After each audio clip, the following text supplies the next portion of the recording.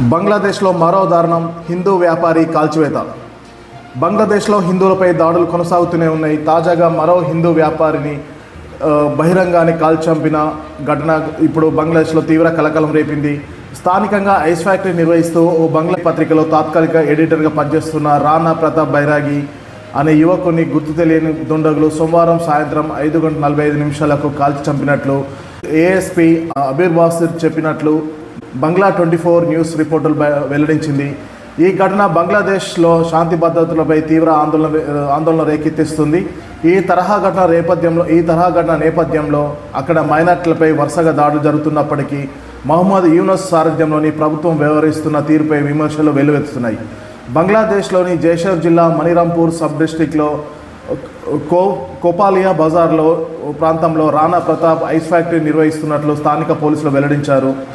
ఈ ఘటనపై మనోహర్పూర్ యూనియన్ పరిషత్ చైర్మన్ అఖ్తర్ ఫరూక్ మింటూ మాట్లాడుతూ కేశాపూర్ సబ్ డిస్టిక్లోని అరువా గ్రామానికి చెందిన ఒక పాఠశాల ఉపాధ్యాయుడి కుమారుడైన ప్రతాప్ గత 2 ఏళ్లుగా కోపాలియా బజార్లో ఐస్ ఫ్యాక్టరీ నిర్వహిస్తున్నాడని తెలిపారు. సోమవారం సాయంత్రం గుర్తు తెలియని 3 దుండగులు ఐస్ ఫ్యాక్టరీ నుంచి అతన్ని బయటికి పిలిచి కాల్చి చంపారన్నారు.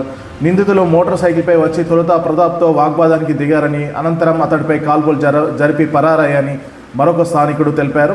అయితే ప్రతాప్పై జైషర్లోని పలు పోలీస్ స్టేషన్లపై పలు కేసులు ఉన్నాయని, అతడు నరైల్ జిల్లా నుంచి ప్రచురితమయ్యే ఒక దినపత్రికకు తాత్కాలిక సంపాదకుడిగా పనిచేస్తున్నట్లు సమాచారం. ఈ ఘటనపై సదరు పత్రిక న్యూస్ ఎడిటర్ అబుల్ స్పందించారు. రాణా ప్రతాప్ తమ పత్రిక తాత్కాలిక సంపాదకుడిగా ఉన్నారు.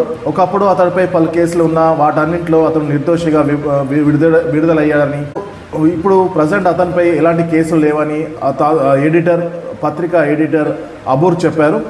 ఈ హత్యకు దారితీసిన కారణం ఏమిటనేది మాత్రం తనకు తెలియదని అబూ చెప్పినట్టు సమాచారం. దీంతో బంగ్లాదేశ్లోని హిందువుల పరిస్థితి రోజురోజుకు దయనీయంగా మారుతుంది. రోజురోజుకు హిందువులపై భౌతిక దాడులు, కాల్చివేతలు, హత్యలు, మానభంగాలు, దోపిడీలు, ఇళ్లకు దగ్ధం, ఆఫీసులు దగ్ధం చేస్తూ బంగ్లాదేశ్ మానాలు తీస్తున్నారు అల్లరి ముక్కలు. కానీ దీనిపై తాత్కాలిక ప్రభుత్వం ఇప్పటి వరకు ఎలాంటి చర్యలు తీసుకుపోవడం పలు ప్రపంచ దేశాలు ఆందోళన వ్యక్తం చేస్తున్నాయి.